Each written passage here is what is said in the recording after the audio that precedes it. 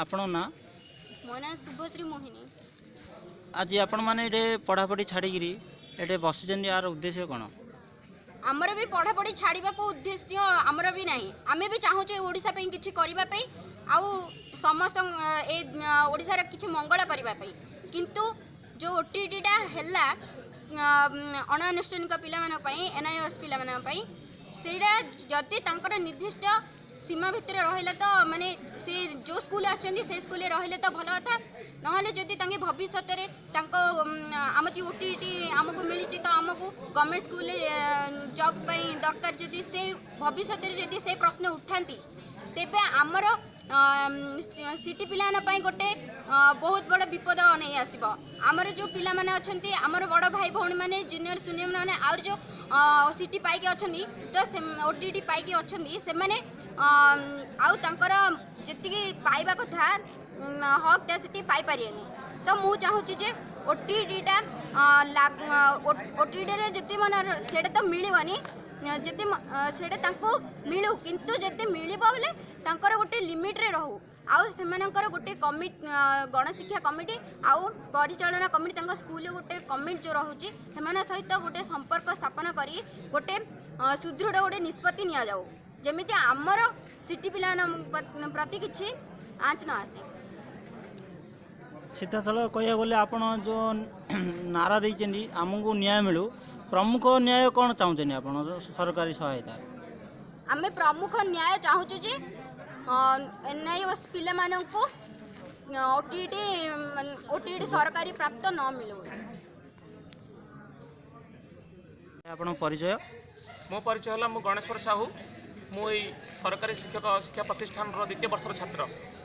जो आज पढ़ापढ़ी छाड़ी पिलाने सब बसुँच आपण एथि कौन प्रमुख दाबी कौन अच्छी आपण एत असंतुष्ट गवर्नमेंट आगे ही आप बस? देखु ओडिशा सरकार तरफ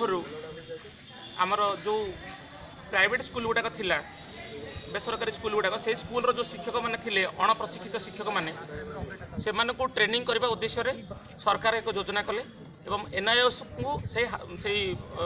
प्रशिक्षण दायित्व दिगला। तो से शिक्षक मैंने केवल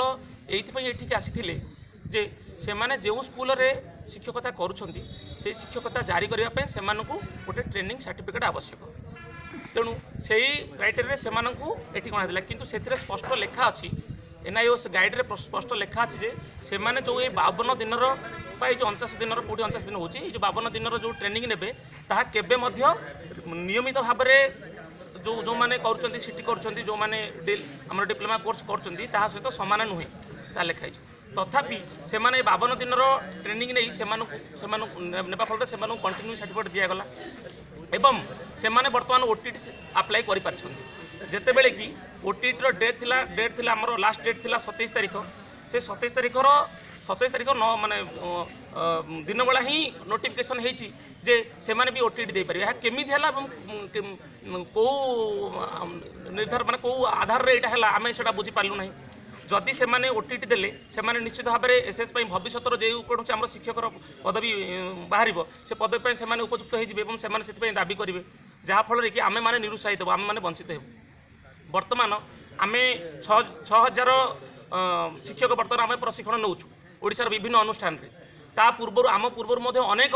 प्रशिक्षित युवक जो माने कि डिप्लोमा कोर्स करछंती से माने एबे पर्यंत चाकरी न पाई बर्तमान निरुत्साहित कि से बसुँच। जदि एमाने जी एम संख्या होची बर्तमान 50,640 जन एमाने जदि से भितर एंट्री करेंगे ताहले भावतु तो आम आउ पोस्ट बाकी रहिबो तो आम सहित से प्रतिद्वंदी कौ आधार रे पारे 52 दिन ट्रेनिंग सहित कौन 2 वर्षर ट्रेनिंग सामान हो पार आम नियमित आसचु। द्वितीय कथा चिंता करूँ तो आम एंट्रांस दे ये आसचु एंट्रांस देला पर आम ये प्रवेश करूँ कौ एंट्रांस देते। तो तृतीयतः जदि आधार कराई आमर गोटे 50% कि 45% गोटे मार्क रखाई से पुणी इंक्रीमेंट टेस्ट दे पार्टी जो मानकर 45% ना प्राइवेट स्कूल शिक्षक मैंने से गोटे इंक्रीमेंट टेस्ट दौरान देकी +2 मार्क बढ़ाऊँ वृद्धि करके सीधा सड़क आप कौन न्याय चाहते? आम सीधा सड़क चाहूँ से ओटीटी उच्छेद कर ओटीटी एग्जाम देवाई से चांस न दि जाऊ। जदि चांस देवे ताले गोटे नियम गोटे रूल गोटे तैयारी हो जे से माने जो ओटीटी देले आ जो डिप्लोमा कोर्स सर्टिफिकेट नेले ताहा केवल से माने जो स्कूल रे पूर्व पढ़ाउथिले से स्कूल रे टीचिंग शिक्षकता जारी रखा ही हो आउ जो स्कूल कमिटी अच्छी से स्कूल कमिटी से गोटे चुक्तिबद्ध करूँ स्कूल कमिटी प्लस गणशिक्षा विभाग आमर ओडिशा सरकार से इनवल्व हम और से चुक्तिबद्ध भाव में से स्कूल ही शिक्षकता कर निष्पत्ति नि जाऊ यह आम चाहूँ बर्तमान से ओटीटी कंटिन्यू सर्टिफिकेट यही अनुष्ठान न दि जाऊ से आम आज दाबी बसीचु आमर ए धारणा जारी जो पर्यंत डेट रही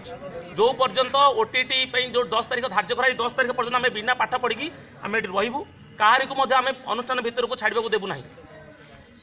আমার দাবি পূরণ হোক আমার দাবি পূরণ হোক